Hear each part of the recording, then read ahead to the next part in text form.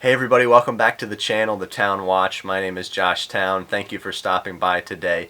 In this video, we're going to be taking a peek and doing a full review on the Boldr Venture Wayfarer in Navy. This watch right here, and it is a pretty cool all titanium field watch from the micro brand Boldr. I'm excited to show it to you today, so please leave a like on this video right now, and let's get into the review.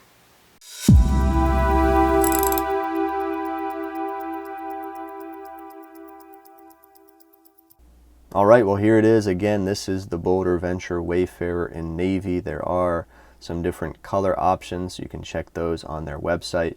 And I do have to say thank you to Boldr. They did end up deciding to gift this watch into the channel, so you probably saw the paid promotions little tab there come up on the screen, but I want you to know that I was not compensated monetarily in any way for this review.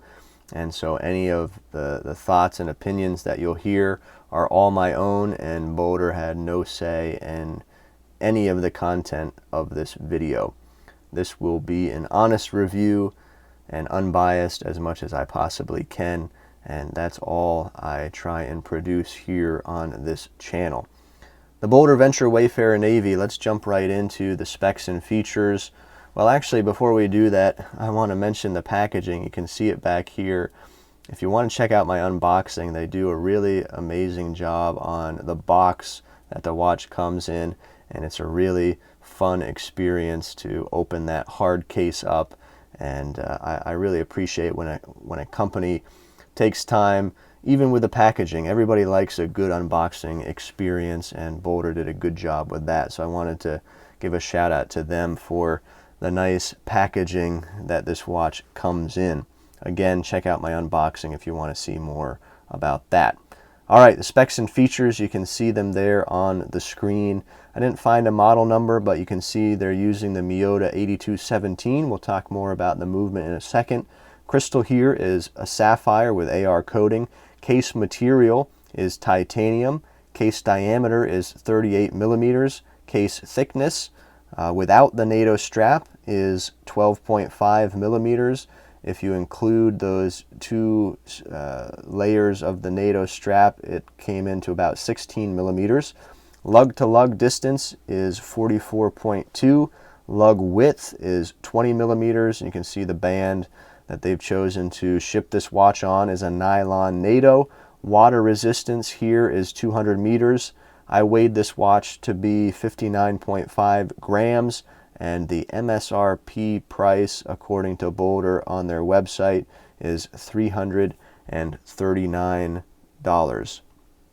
The movement, the Miyota 8217, if you don't know much about it, it's a 21 joule movement. It's basically the 8215, but with the 24-hour subdial. There is hacking here. There is hand winding. The beat rate is 21,600 vibrations per hour, and it has a power reserve of about 42 hours, and the accuracy is supposedly somewhere between -20 to +40 seconds a day. This is a really cool looking piece. You know, I have not had a case shape like this on the channel. I really don't know what to call it, but I do like the case design. It is definitely unique, and Boldr uses it with a number of watches, and you probably saw the chronograph that I had with a very similar case shape as this, but really nicely done. The finishing is really nicely done. I can't say I notice any blemishes anywhere.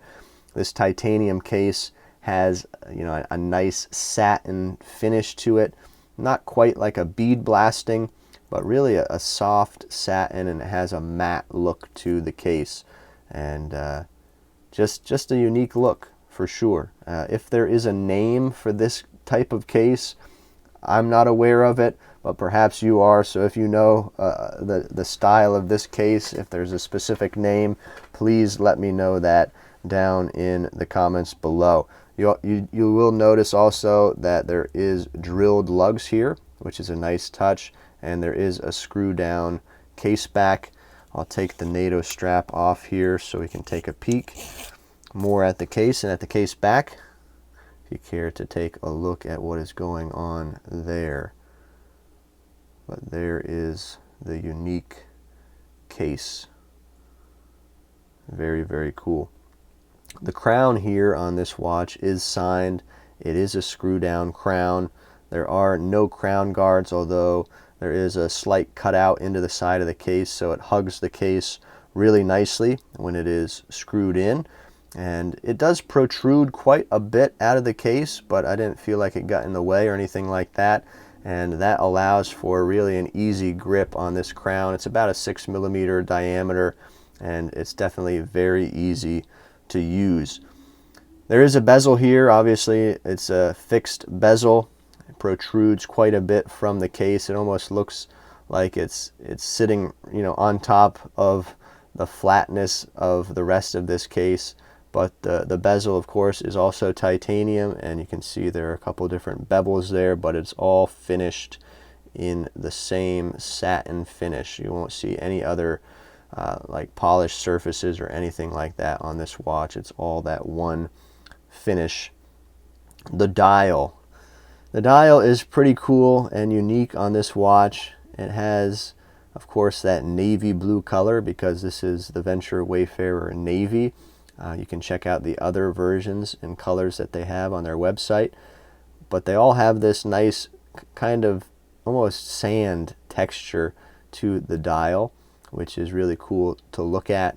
Always like when companies decide to put some sort of texturing on the dial. As long as it's done nicely, it is a really cool thing. You get, of course, the 24-hour sub-dial there at 9 o'clock. At the 3 o'clock position, you get a nicely framed out date window, and they've decided to color match the date wheel. So that is always a nice touch as well. The numerals the numeral indices are slightly raised. They're not applied, but they seem to be almost like pressed from the back of the dial. So they are raised up slightly off of the dial. As you can see also, the numeral 10 and the numeral 8 are slightly cut off. And I'm really not sure how I feel about that. I usually don't like seeing numbers partially cut off.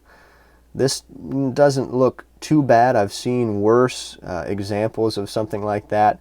But you guys let me know if you guys like that or don't, if that bothers you or not. For me, it's not too much of a bother, but for some, it might be. I guess the other option is just not putting any part of the 10 or the 8, and that might look kind of bare if they did that. But share your thoughts about that down in the comments. The minute and hour hands here are a syringe style, as you'll notice, and they're nicely finished as well, and they kind of have a satin look also, kind of matching the satin look of the case. And the second hand adds a nice pop of orange color, and I'm happy to see that it reaches quite a ways out there, all the way to the middle of that chapter ring. So that is always nice to see as well. I'm going to do a Lume shot right now, so I'm going to get out my UV flashlight, charge it up, and we'll check the Lume. All right, well, here's a quick shot at the Lume, glowing in a nice green color. You can see it's a healthy application on the indices, on the hands, and even on the chapter ring as well. So I'm pretty pleased with the Lume. All right, moving on to the strap. Again, this is a nice navy blue nylon NATO strap. Very rugged and solid and not cheap feeling at all. And another nice touch here is the titanium hardware that Boldr's decided to use to match the titanium case. And it's held in place very nicely with really well done stitching, and definitely solid. I don't think you could really move these out of place even if you wanted to. The stitching is very, very nice. Overall, very nice strap. I'm not personally the biggest fan of NATO straps simply because of the added thickness that it adds to the case. I like my watch to sit on my wrist, and I don't really like having that fabric in between to raise it up off my wrist. So I would prefer this watch on a nice titanium bracelet that would fit with the case nicely, or some sort of strap even that would fit into those lugs and match the case as well. So I'd like to see that option. But again, the NATO strap that it comes with is really, really nice. All right, I'm going to jump back in front of the camera and share my final verdict about this watch from Boldr. Well, there you have it. That is the Boldr Venture Wayfarer in Navy, and I've really enjoyed having this piece. I've found it to be really nicely finished. I like the lightweight feel of this watch, being titanium and being on that NATO strap makes it super light. And I've also found it to be a comfortable watch.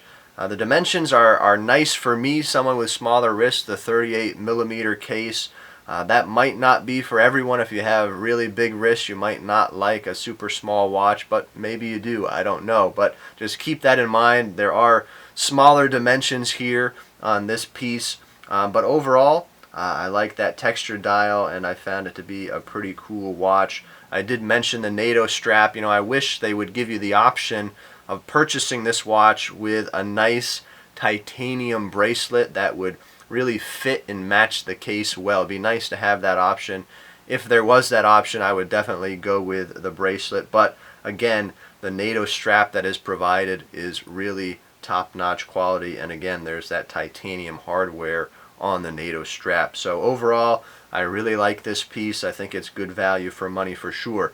But I want to hear your thoughts about this watch from Boldr, so please leave your comments down below. I'd love to interact with you there, so let me know what you think. And please, if you liked this video, help us out by leaving a like. Let us know you liked it by hitting that like button. We really appreciate it. But that is it for today's video. Thank you for tuning in to the Town Watch. We'll see you next time.